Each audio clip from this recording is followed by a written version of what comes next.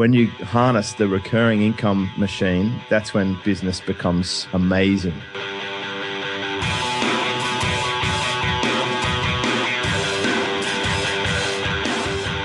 Hey podcast listener, you're about to discover insider tips, tricks, and secrets to making more sales and converting more prospects into customers with email marketing. For more information about the Email Marketing Podcast or the Autoresponder Guide, go to dropdeadcopy.com/podcast. Hey yo, it's Johnny McMethod here, the Autoresponder Guy, and it's time for episode 47 of the McMethod Email Marketing Podcast, where you'll discover tactics and strategies to increase your email profits by 25 to 100% in 90 days or less without spending more on advertising. Now today I'll be talking to James Schramko. He's been on the show before. He was back in episode 4 a long time ago. It's almost been a year since he came on the show. Now today we're going to talk about something different, not about email marketing specifically, but about business strategy. Now, I'll get more into the details of why I brought him back on, but basically, I've seen James go on other podcasts, and he's basically breaking people's businesses down. He gets on there and adds some, gives them some really tough feedback on what they should be doing, what they're doing wrong right now, and what they could do to fix it. Now, I thought, what a great idea for a podcast. James gets to come on here, and he can pull me apart, he can hack into me and show me what I'm doing wrong, because I'm a big believer in taking criticism. He has a lot more experience than me, so I wanted to get him on to give him the opportunity to get some attention towards himself and his own business. But also, I know he loves to do it. I know he loves to get on and talk about this business strategy stuff and really be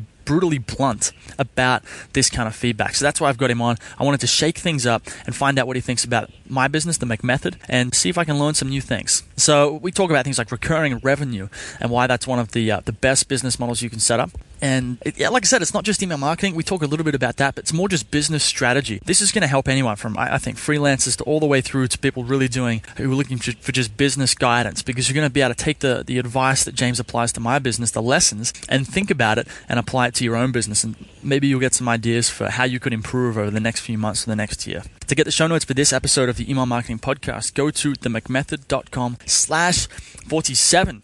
If you want to make my day and put a huge smile on my face, head over to iTunes.com, search for the McMethod Email Marketing Podcast, and leave me a review.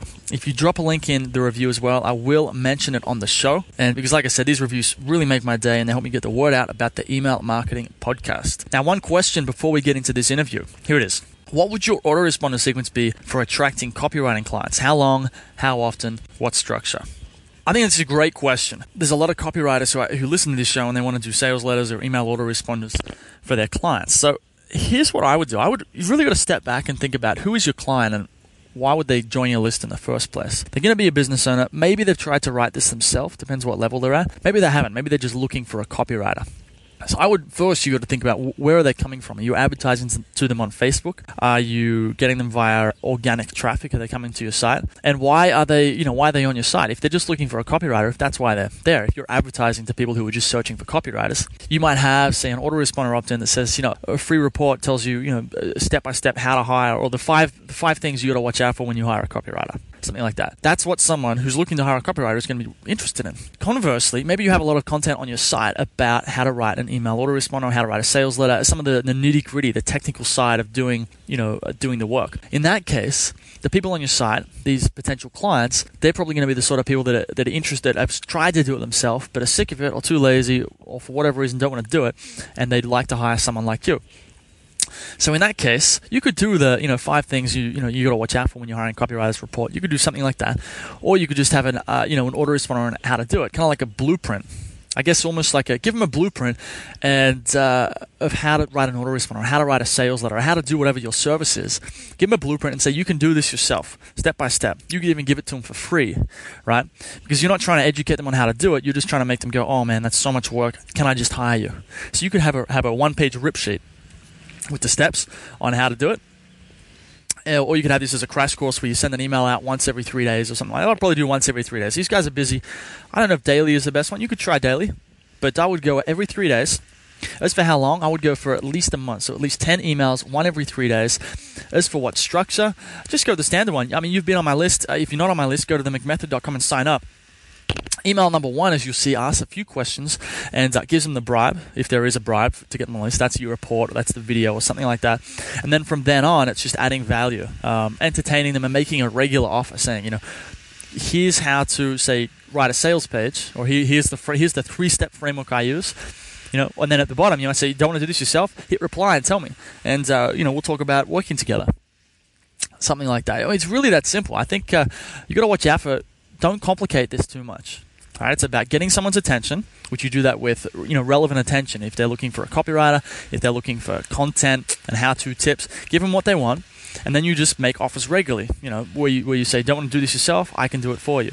Call this number. Send me an email. Right? Click this buy now button.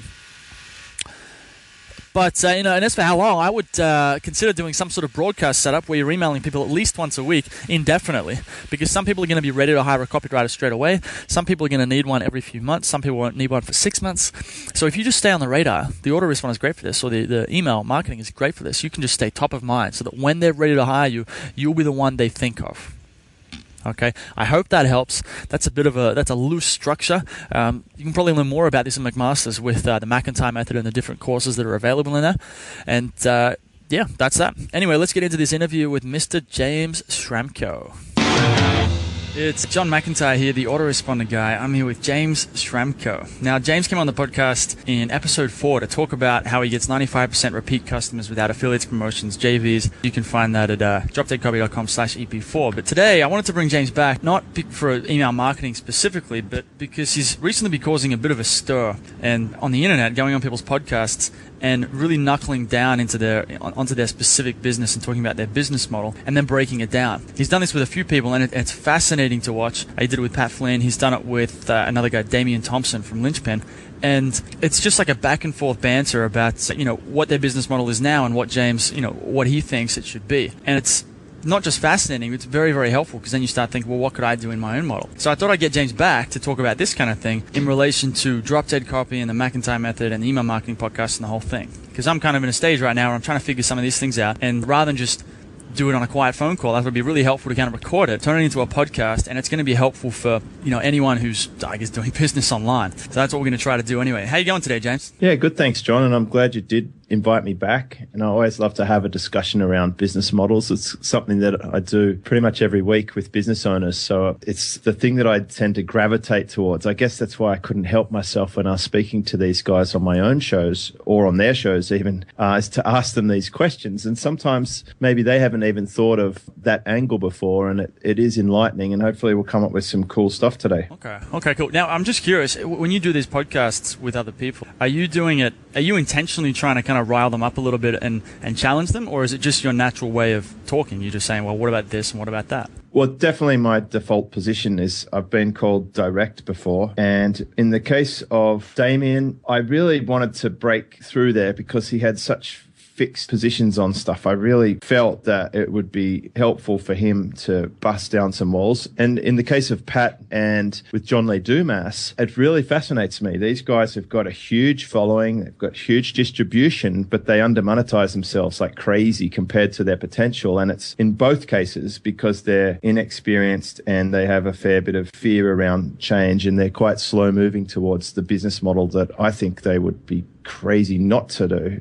And it genuinely intrigues me. And when I had them on my show, I wanted to talk about their business and where they're at. And in both cases, I think we arrived at the stage where they're in their early phases, but I don't understand why people don't move to the later phases much faster if the path becomes clear. So it was great to have that discussion and really insightful. And I continue to have those discussions with both of them. I think what's really interesting about this is that guys like John Lee Dumas and Pat Flynn, that they can be very successful in a way, yet they can be vastly underutilizing under leveraging what they have, which is it's very exciting when you phenomenally think about it that way. Like in both cases, they're under leveraging what they have, and in different ways. I think Pat is interesting. He's got so many followers. He's got a moniker for his business that is kind of unrealistic. It certainly doesn't appear passive, the amount of effort that goes into it. But what he does is he puts his best efforts into managing a Facebook fan page instead of having a business community that he could monetize for gazillions. So that's interesting to me. And on the John side, but he doesn't love recurring payments. He thinks it's overrated, he told me on a tweet. And he's had a few good profitable months selling lifetime memberships, but the big question is what next? And I just see a huge opportunity there missed in a way. And I also have done this in my own business, and I'm talking about 7 years ago or 8 years ago. I used to give away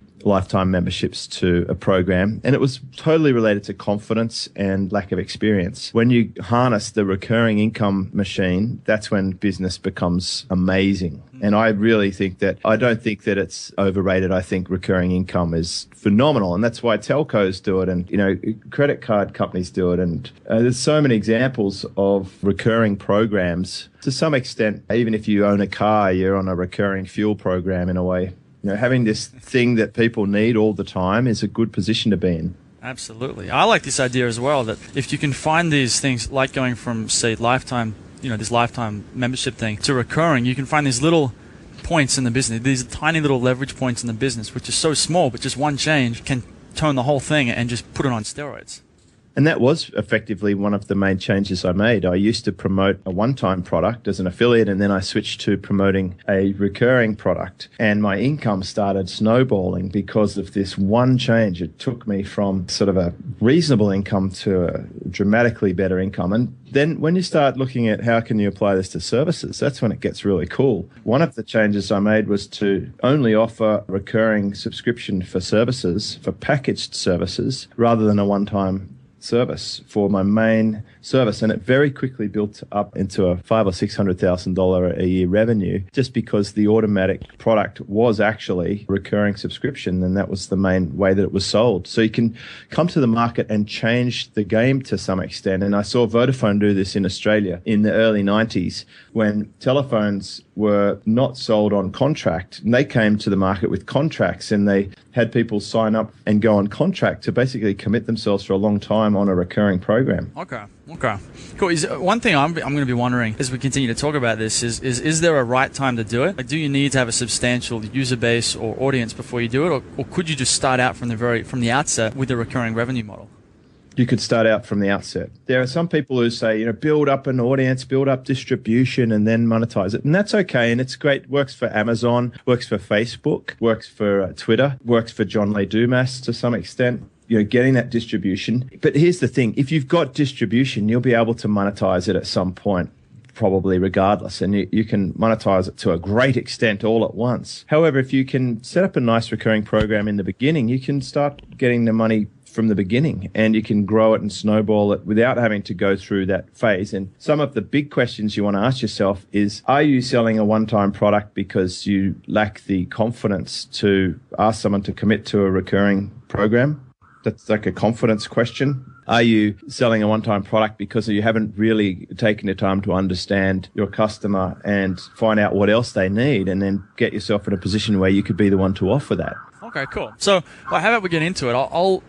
I was thinking I'll tell the listener what my plan for Drop Dead Copy is and the business, and then we can talk about, because I don't have any recurring revenue model in place at the moment. This is what you mentioned on the podcast with Damien, that I was in the perfect market for recurring revenue, and it just hit me in the face. I was like, well, what do you mean? I wanted to find out. So I'll talk about what my plan is, and then we can talk about how recurring revenue could apply to all that. Does that sound good? Yeah, let's roll. Okay. So basically, where I'm at right now, I've got Drop Dead Copy. There's 32 podcasts published. There's like a three-month email autoresponder sequence with daily emails.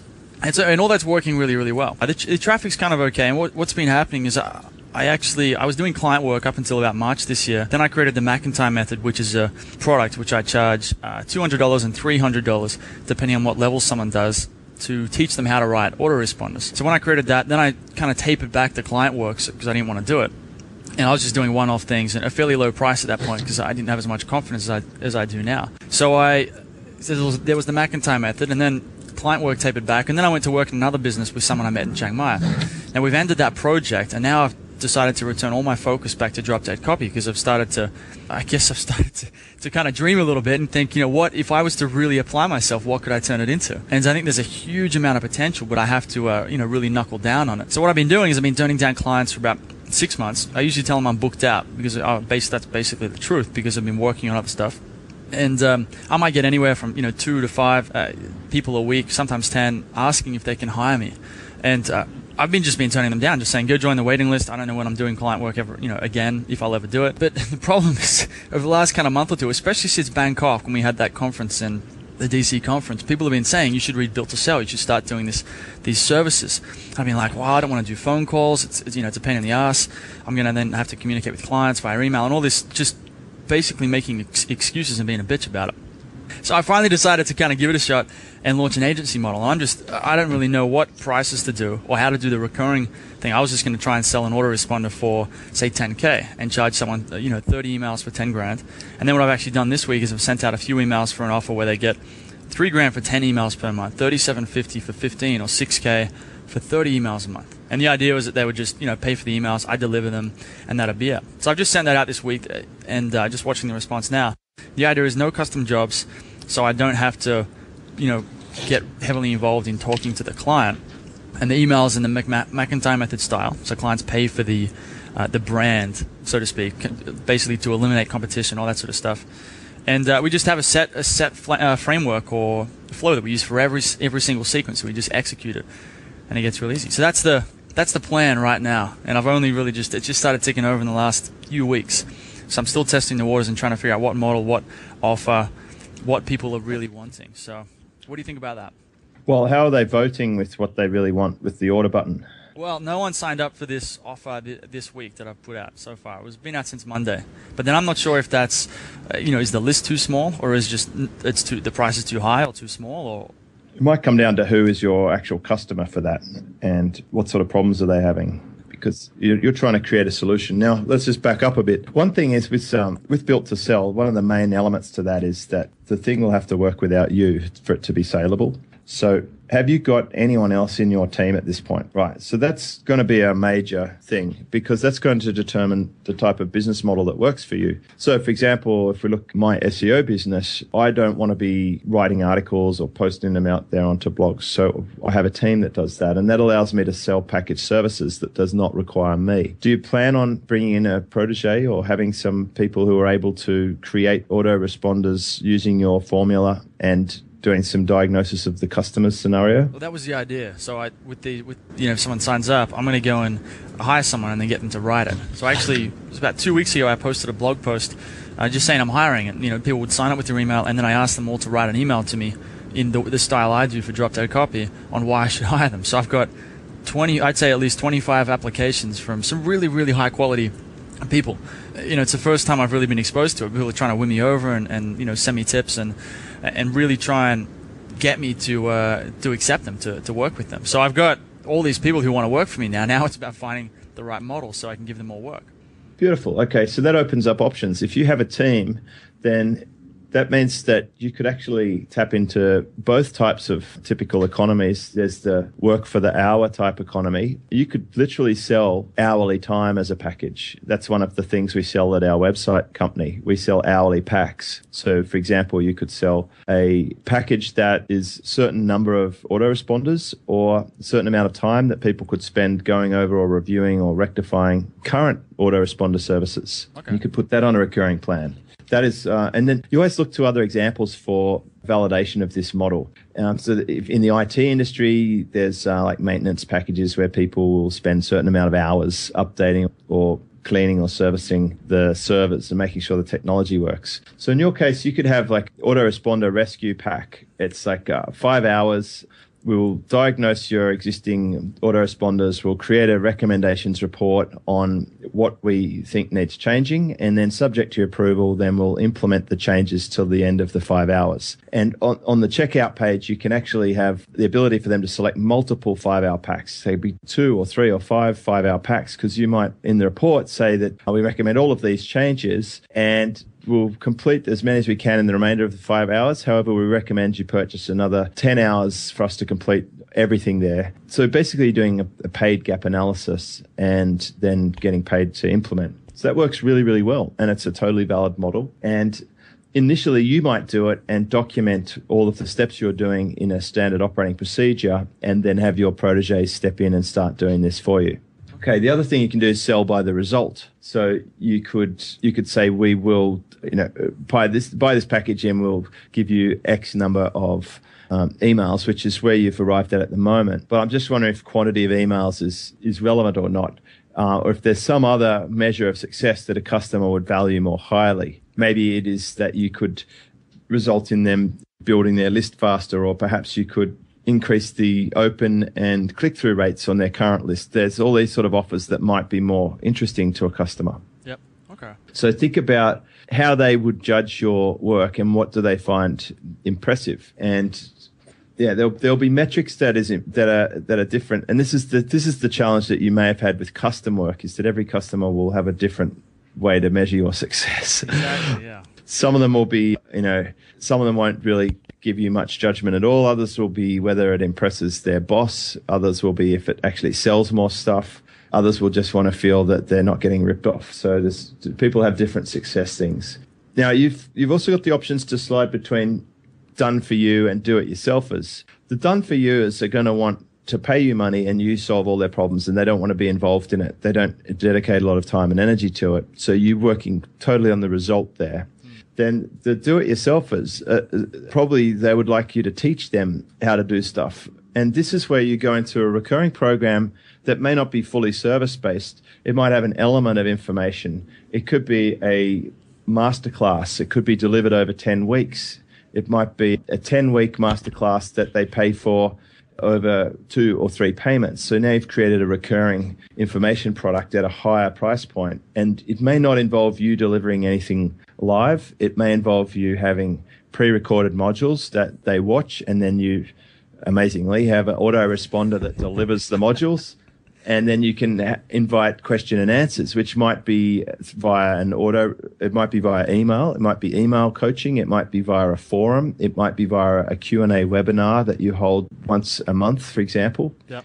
So there's so many ways for you to deliver your expertise. And, the main thing is focus on what you are absolutely the best in the world at there, and start bringing on a team so that they can learn the system and apply it for all the ways that you need to test till you find something that sticks really well.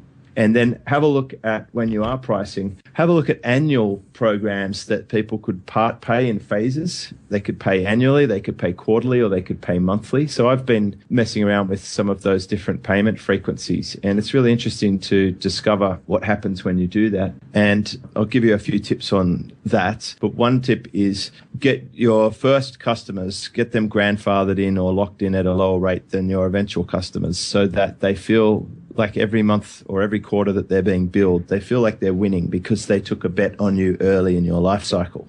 Okay. Because, in a year from now or 2 years from now, who knows how powerful you'll be in the space. And you'll be looking back at your first programs thinking, geez, I undersold myself there. I was too cheap. But your customer will be thinking, this is like me buying a Van Gogh painting before he was famous. I got in at the ground level, and I'll never let my subscription lapse. Yep. And if you think about it, I'm looking for examples outside. I'm on a go-to webinar plan that I purchased 7 years ago, and it's like $100 a month or $1,000 a year, something ridiculous for a 1,000-seat webinar. And these days it costs hundreds per month. So I have I would never let that subscription go because it's such great value and it's so much cheaper than to replace it with the new version. Okay, right. But then it's positioned differently as well because you're grandfathered in. Yeah, so I always do this with my recurring subscriptions. I've done it with my services. I've done it with my coaching communities. I've done it with my mastermind. The longer term loyal members got in, they took a risk on me, and I repay them with loyalty. And each year I get better, and our service improves, and we refine our ability to deliver results, and the rates go up because it's worth more in the marketplace. So everyone's a winner in that scenario. Okay. One thing I just thought of when you're talking about building the team was, how do I pay them? Because in terms of what's the model? I was thinking if I'm just going to do autoresponders, maybe that's too simplistic. It sounds like I was just going to say I'm going to pay you per email. So I'll pay you $30 per email, $50 per email, and you just write X number of emails for me. But it sounds like what I really need is someone to come on and really understand the entire system, and they put in 30, 40 hours a week for a salary. And then I'd get them trained up so they can deliver this, say the autoresponder rescue pack or those different things. This is where you pull out a Google Docs or a spreadsheet and you start factoring your costing model. And this is something I would regularly do with the mastermind student. When you're working out how to package services, you need to know how long does it take to do the service and how much are the equivalent rates for this service out there in the marketplace. So there's a few ways to cost something. You can do a cost plus profit margin, which is pretty typical in a retail market. So you might say, well, okay, to write an autoresponder takes 1 hour, for example. I don't know how long it takes. I'm just making that up. Or maybe say it takes 2 hours. And let's say that you would have to pay somebody who's half good at writing $20 an hour if you're getting a really good writer in a student environment or something. It might cost you $40 to write one autoresponder. So the cost plus profit margin might be $80. You would sell it for $80. You want a 100% profit margin, right? Now, then you'd say, okay, so a good, well-written autoresponder might cost me this much. This is how much I want to sell it for. And then you can start packaging them together and having bulk discounts, and you can put them on a long-term contract. Now you can work out, should I be hiring people per autoresponder or should I be paying per hour? Because you get someone good over time, they're going to improve their performance by about 20% as a baseline because they get more in the routine, they get some comfy job security, they enjoy it, they're good at it, and now they can basically have that stability that comes with being an employee, and you know that you can get a good effective rate per finished autoresponder. It might be lower than hiring a freelancer. If you're paying $20 an hour for a freelancer, chances are you can probably pay $7 an hour for a full-timer, because you're taking more risk, you're committing to a longer contract. See, in the case of my team, I'm committing to perpetual employment of more than 50 people. So I'm taking the risk, and my risk is that I can buy all this labor. I can buy whatever it works out at, 500 hours of labor a day, and then I have to be able to package that. I've got to use that labor into packages that I can then resell for a profit margin. And the good news is that it works out for me that I can do that, but I couldn't do it if I was hiring them piecemeal or per unit. There's only a few roles in our company where we'll pay per unit, and that might be per press release or per article, and they're very similar to an autoresponder. So it's up to you to work out a job agreement that works for you. Do you want full-timers? Do you want some part-timers? What part of the world are they going to live in? What level are you going into the market at? Are you going in the IM Warrior Forum market, or are you going into the high-end commercial lawyer retail market? Because you could sell autoresponders for thousands to those customers, and you'll probably sell them for tens of dollars for the low end of the market. I want to go to the top end. Go for the top end of town, and that's where you should focus. That's where my resellers are focused. They're selling to real businesses. And here's the other thing. Are you selling wholesale or retail? And that's why you really have to work out who is your customer. Is your customer a reseller who's dealing with the end user, having that end relationship? Because if you're doing that, then you're going to be dealing with the same people over and over again. You're not going to have the relationship with the end customer, but you're not going to have all the hassles that comes with that. You're not going to have to answer all these questions or educate them from scratch, because your reseller does that. That's what they're doing as the retailer. They are actually handling all the customer service. You've effectively outsourced your marketing, and now you've become the supplier. And that's your special skill set.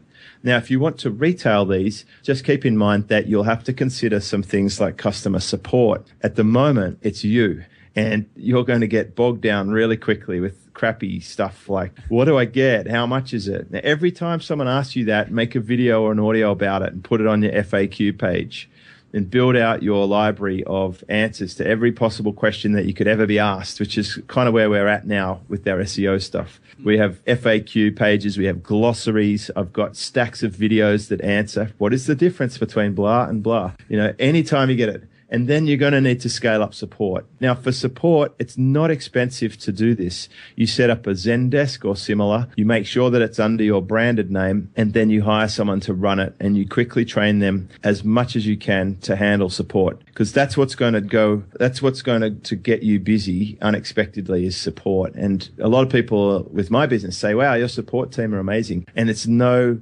coincidence. That's because I came from a high level brand. I understand that it's frustrating when you can't get anyone to talk to you or to explain something. And the secret to our recurring business, and I will credit Dean Jackson for helping me on this concept, is to continually focus on keeping that customer you've already got. instead of continually chasing new ones. If you just look after the ones in your system, and that's where support's really important, and lots of other little techniques you can do, and that's a more advanced topic, but you'll be diverting a lot of your attention onto retention rather than acquisition once you have a recurring model in place, because it will be that valuable for you. And instead of having to be out there promoing and fire sailing and jamming orders into the final discount sale or Cyber Fridays or Black Mondays or whatever they are, you're going to now just sit back, relax, coast along. And if you're lucky enough, you'll end up with a business like mine where there's so little pressure and hype involved in making sales. It's really just looking after the people you're already dealing with game. And that's such a better game. Absolutely. And then I can start listening to podcasts on 1 time speed instead of 2. Yeah, you can chill a bit. Take your time. Enjoy it like a fine wine or a good meal. You don't want to rush that down.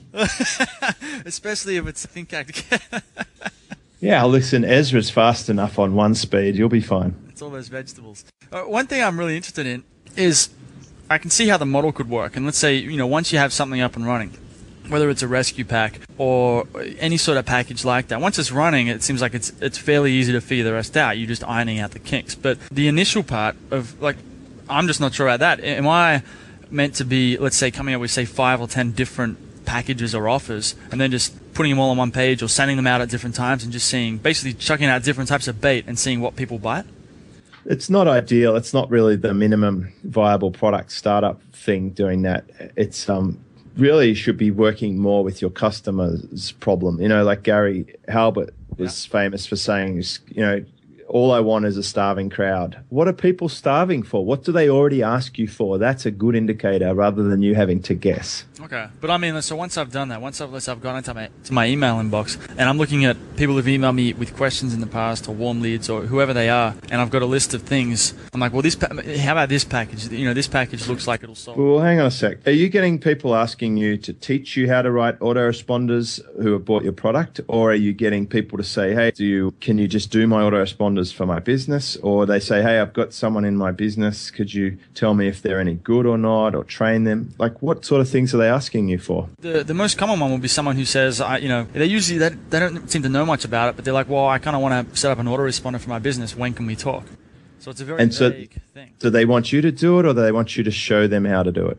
I would say in most cases they'd want me to do it. They want to get on the phone and they want me to suggest some sort of solution, and then use it. When I was doing client work 6 months ago, I would get on the phone with them and I'd just talk to them, and I'd find out what their problem is, and I'd tell them, all right, how about we do this? We'll do a 10 email autoresponder, and then they'd pay me to do it. Right. So simply you just need an offer and then a system to cater for it and get your funnel cranked up. So it might look like this. You might have a page on your site with a video of you saying, hi, your business is probably underperforming, blah, blah, blah. You know all the reasons and the hooks and everything. The next step, if you want to sort this out, is to apply for our autoresponder fast start program. And in that program, we will find out more about your business, design a autoresponder sequence system that works for you. We will install it, and you can expect these sort of results. If this sounds like what you're after, apply here. Have them apply and pay some money.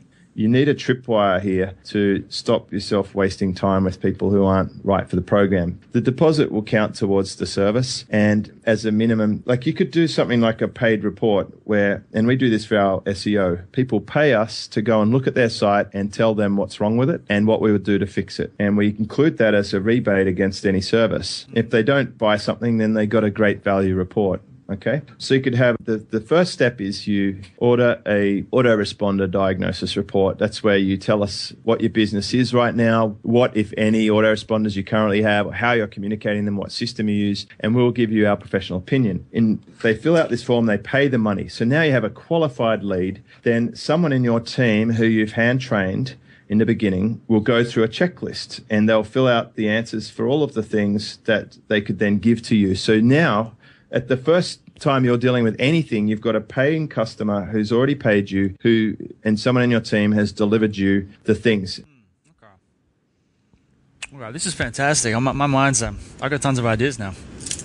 Well, I'm thinking the best idea of all is, aside from your services, surely there would be space for a community of people who want to specialize in the craft of writing autoresponders and to be able to go and offer services like this to other businesses, which you could then have them buying your wholesale service. Okay, so you mean they would come in and they would go through, say, my product that would teach them how to do it, or they would just go and sell the service? Yeah, so let's say you've got the... by the way, do you like how you kept talking about the rescue pack? Because even though I mentioned it once, it was so catchy, you can't help but remember it. When you give a name to something like that, man, it's that hook. That's right. So you come up with a name, a catchy, cool name for your community. And I use the word community because that's what we want to build, but we want to make it something really cool. So there's lots of different names out there for communities. And I'm actually building a brand new community now. It's such a cool, catchy name that I love the name so much. I want to make that. I get emotional and warm and fuzzy about wanting to create it. So you create an amazing community, which is really dedicated to the craft of autoresponderology, whatever that happens to be. But, all of the encompassing elements of, it's got a blend of copywriting, it's got a blend of technological understanding, a bit of, persuasion and psychology. But you specifically dedicate this community to the aspects of that every business really finds appealing, and that is that the idea that they need to capture a record onto their database and then have a sensible communication with that person that will increase sales. And then you can go beyond just that initial capture. It's how do you reactivate old people? It's how do you sell more to your existing customers with cross promotions?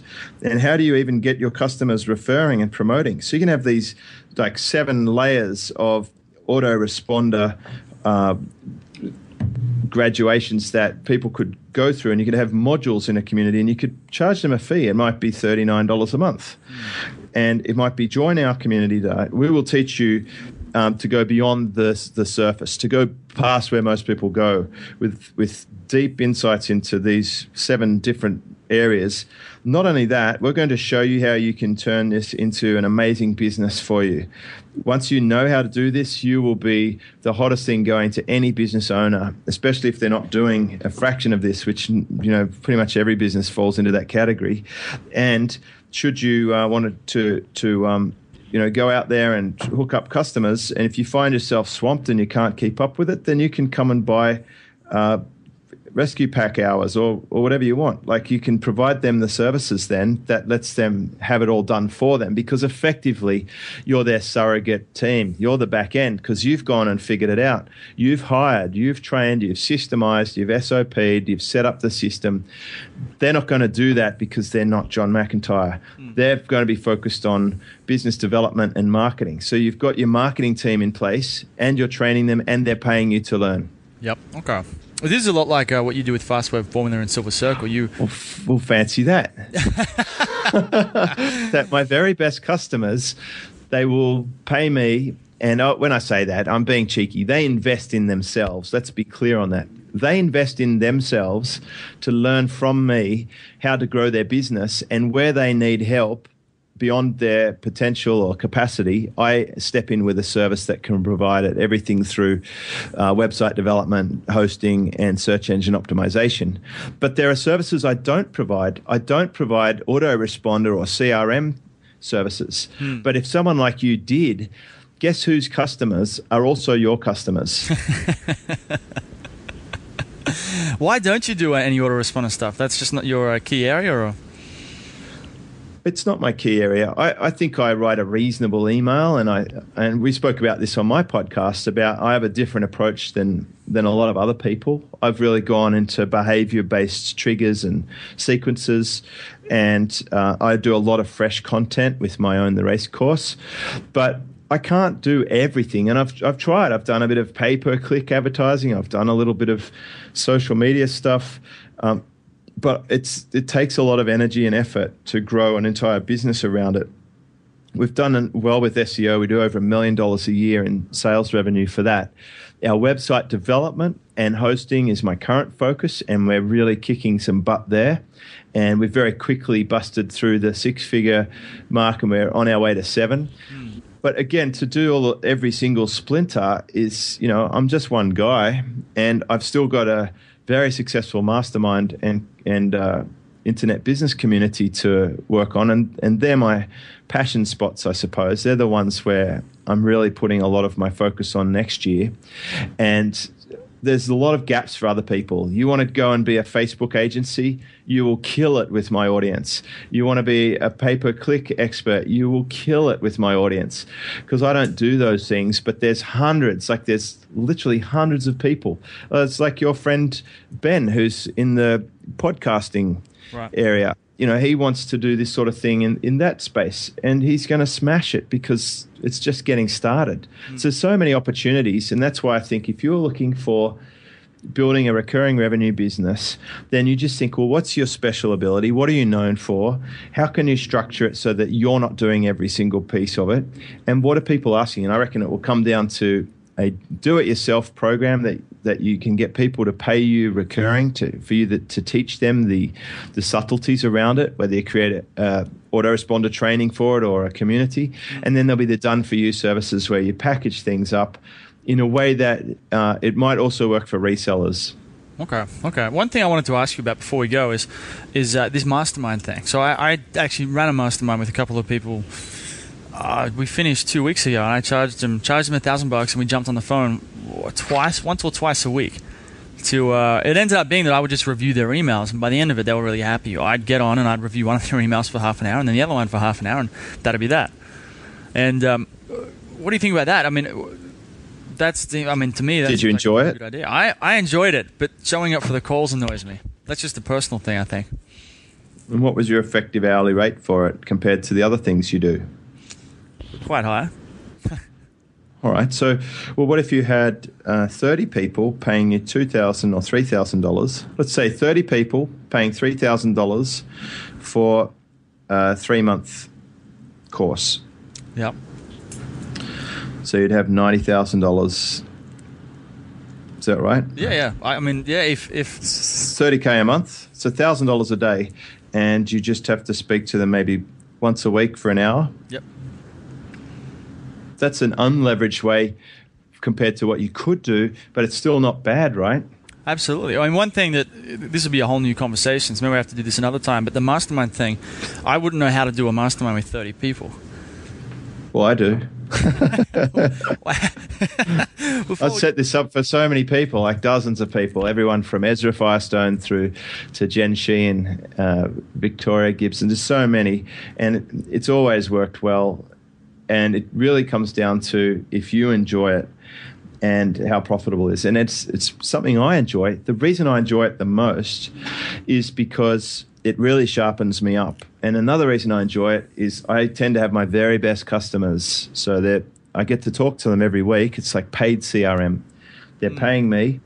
I get to turn up and give them massive value. And I learn a lot in the process. And I'm then able to provide every kind of service that they really need and that will solve their problems, and it tends to work out really well for me and for them. Well, that's what I found. Apart from the fact that I had to wake up in the morning and show up to the call, I had a blast. It was great. I learned so much about some of the the core problems that people are having when they're sitting down to write emails, and it's fun building the relationships with people who you'll never probably meet, but you're able to help them get better results in their business. It was very satisfying and fulfilling.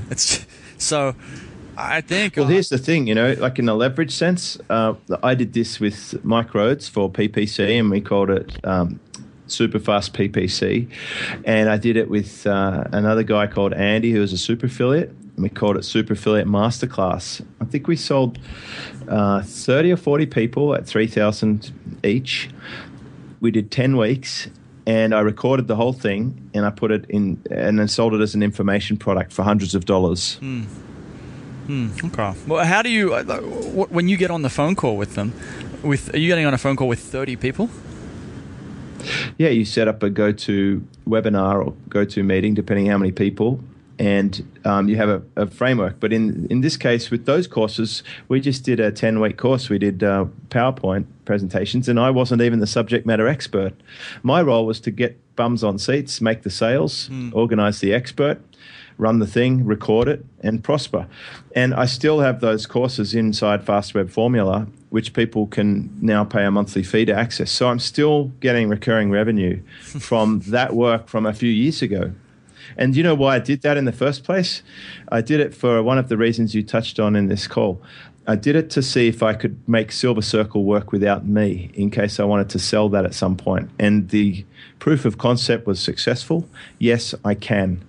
And then I would switch back to me being the expert and running it like that in its current iteration. I am the talent in that, and I don't have a pre-structured call each week, but I do one-on-one work in the background to help people map out their quarter, and we push through that, and the results people get are just off the Richter scale. Because imagine, we say, okay, you want to do a mastermind, I give them the exact blueprint, I show them every single step of the way, and then I make sure that I crack the whip every single week that they're implementing and getting progress. So they cannot fail if they do what we talk about. And that's the result that I'm delivering. My result that I would like to deliver anyone is that they will double their business within 3 to 6 months. And that's a very typical result in that environment because I have filtering in the first place. I'm only speaking to people who apply, who have watched the material, who feel they're a good fit. And then I spend 20 minutes talking to them to make sure. And then I send them the link where they can purchase. So they can't just buy this. They have to apply. They have to be accepted. And I reject at least 50% of the people that apply who aren't ready yet or aren't a good fit for the program, and that keeps the group solid. Okay, interesting. Well, one thing I'm just really interested in, I know that I'm enjoying talking about this. I'm sure you are too, because there's probably people here who are listening who might want to join. One thing I'd really like to know is what happens when you get on the call. How do you coordinate 30 people on a phone call with some sort of organization so you get something out of it? Do you ask someone to put up their hand, or do you have a topic of the day? Oh, there's a lot of ways you can approach this. You could, prior to the call, ask people to submit their best questions, and then you can consolidate them and find out which ones are going to offer the most value to the most people, and you can cover them as some bullet points. You could have preset modules that you want to cover each week and then have Q&A time. At the moment, I run a mastermind call each week, even in Fast Web Formula, and we'll get 30 people on there. But not everyone will want to participate, but they love listening and they like observing and they like being there in real time, and they might like to chat a question as well. So you can have chat or you can have voice. In the case of my mastermind, I actually have 3 call times. So I can address anyone in the world. I've got early, mid, and late. That gets the US and North American market. And then the mid-section tends to get the Aussies and people from Dubai and New Zealand. And then the late session, I pick up Europe. I get the English people and the late Aussies and stuff. And that way, I usually have around about 10 or 11 people on each call. And I don't stop the call until we've spoken to every single person individually. And we have a pretty simple format of what they've been up to last week. It's really important to celebrate wins and to share successes so that everyone on the call benefits from 10 successes, something that worked for 10 people. They might share their best tip for the week. So imagine if you've got a high-level entrepreneur doing 6 or 7 figures a year, and they're telling you the one thing they did last week that was amazing. If you pick up 10 of those a week, you're going to move forward. And then we talk about what they're going to focus on for the next week. What's the one thing? And I really want to nail it down to one thing, because you can't escape one thing. And that will be the thing that moves the business forward more than anything else. So if this was a mastermind call and it was your turn right now, I would say, John, what are you going to do between now and next week's call that is going to change your business forever? And it could be something like that you will sit down and plan out your recurring program or your recurring programs. I would suggest in your case, you've got the potential to do at least 2, probably one for the do-it-yourselfers who want to pay you to be engaging with them occasionally in perhaps a forum where they share ideas around autoresponders, and you might want about 60 people to make that work, and somewhere from $30 or $40 a month would be enough to get that going. And you might want to do a high-level done-for-you service. The thing is, the lower price do-it-yourselfer forum is probably less demanding on you than a service business in some ways, because they will help each other. You have user-contributed content. Right. They answer each other's questions. They form a community. And then you can do other stuff like an annual event, which you've been to my event. And you've seen the magic that happens when you get a community of people who know each other and bond well. The same as you find at the event we went to in Thailand. You get a community of people who share experiences. It's a really satisfying and fulfilling thing to be a part of that. And there are also income opportunities for you if you get it right to continue other services that you can offer these people. At least a great broadcasting platform for you to share what's new with them. Okay. Well, this has been fantastic. Thank you. Thanks for coming on and sharing about all this. Well, I hope you've got some. You probably got more questions than answers. But my goal really is, as you mentioned in the beginning, I'm looking to stir some thoughts here. I want to cause a bit of questioning. Go back and test some of your assumptions. Ask yourself some big questions, because you'll get some big answers. And it might be something like, how can I put together a program that works really well for my customer? It solves their problem in an amazing way. They're happy to pay for, and that I don't resent, that I actually enjoy delivering. And it might involve a few team members. There's going to be a bit of work. I'm not saying this is a magic pill. However, I've really put a lot of time and effort into building communities and building service businesses in the recurring space. I've got at least 4 now, and I'm doing the 5th one, or maybe it's the 6th, I'm not sure, even down to hosting, which is a recurring service that people really need, and there's a big gap in the market. So think about putting in the work up front, because once you make that sale and the thing's working, it's such a great flywheel to have spinning. It just throws profit off, and everyone feels like they're getting great value. Absolutely. Okay. Yeah, man, you're absolutely right. I have more questions than answers right now. But I'm going to go away and I'm going to make that plan this week. And I think the most important thing right now, you should be thinking that the last thing you want to do is continue your job of exchanging money for writing emails in an unleveraged fashion. That's got to go for sure, right? Well, that's exactly where I'm at. I mean, I just wrapped up on this other project just before the conference in Bangkok. And now I'm like, well, I want to find a way to grow drop dead copy, but I don't want to do any client work myself. So I want to figure out a way, and of course there's plenty of ways, but I want to find a way to do it. So yeah, I don't write a thing, because my job is to go, and do the podcast and, make connections and grow the business. You got it. And that's exactly what you can do, and that's what your question might look like. Okay, cool, man. Well, before we go, tell people, I'm sure they're probably wondering where they can hear more about Fast Web Formula, Silver Circle, and all the podcasts you're on as well. Well, probably the easiest place to go is just superfastbusiness.com. I put up podcasts and business videos, and most of them lead somewhere, of course. But you get to see what I'm talking about in action. That is a really successful site for me. It's only a year and a half old at the time of recording this, but it's my primary base at the moment, and it feeds all of my businesses, which are on the products page. And even if you go and have a look and just see how it's structured, but keep in mind that I've been able to build this business. I'm the only person in Australia involved in the business. My team are overseas, and they are mostly involved in running the services, and I'm mostly involved in running the community. So you can build quite a scaled business if you think about it from the customer's problem point of view, and how you can solve that without you having to do every step. And hope I see you over there. And thanks so much for being brave and asking yourself honestly some of the big questions that people hide from. Like, you're half crazy. You've invited me to come on your own show and critique your business model, but I reckon you'll get something from it too. I was a little bit nervous coming out to it, man. I know you can be a blunt guy, so I was wondering, I didn't really know exactly what to expect, but I know that this sort of thing is so valuable. It's just, it's incredible. So, so why not? Let's do it and let's see what happens. We'll make a podcast out of it.